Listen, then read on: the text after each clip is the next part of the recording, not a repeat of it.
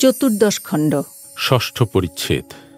ঠাকুর ভক্ত মন্দিরে সংবাদপত্র নিত্যগোপাল।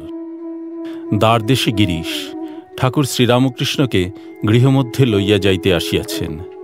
ঠাকুর ভক্ত সঙ্গে যেই নিকটে এলেন, অমনি গিরিশ দণ্ডের ন্যায় সম্মুখে পড়িলেন।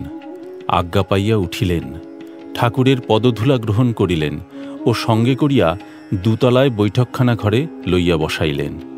ভক্তেরা শশব্যস্ত হয়ে আসন গ্রহণ করিলেন। সকলের ইচ্ছা তাহার কাছে বসেন ও তাহার মধুর কথামৃত পান করেন। আসন গ্রহণ করিতে গিয়া ঠাকুর দেখিলেন একখানা খবরের কাগজ রহিয়াছে। খবরের কাগজে বিষয়ীদের কথা, বিষয় কথা, পরচর্চা, পরনিন্দা, তাই অপবিত্র তাহার চক্ষে। তিনি ইশারা করিলেন ওখানে যাতে স্থানান্তরিত করা হয়। কাগজখানা সরানো হবার পর আসন গ্রহণ করিলেন। নিত্যগোপাল প্রণাম করিলেন। শ্রীরামকৃষ্ণ নিত্যগোপালের প্রতি বলিলেন, ওখানে? নিত্য বলিলেন, আজ্ঞা হাঁ, দক্ষিণেশ্বরে যাই নাই, শরীর খারাপ, ব্যথা। শ্রীরামকৃষ্ণ বলিলেন, কেমন আছিস? নিত্য বলিলেন, ভালো নয়। শ্রীরামকৃষ্ণ বলিলেন, 2-1 গ্রাম নিচে থাকিস।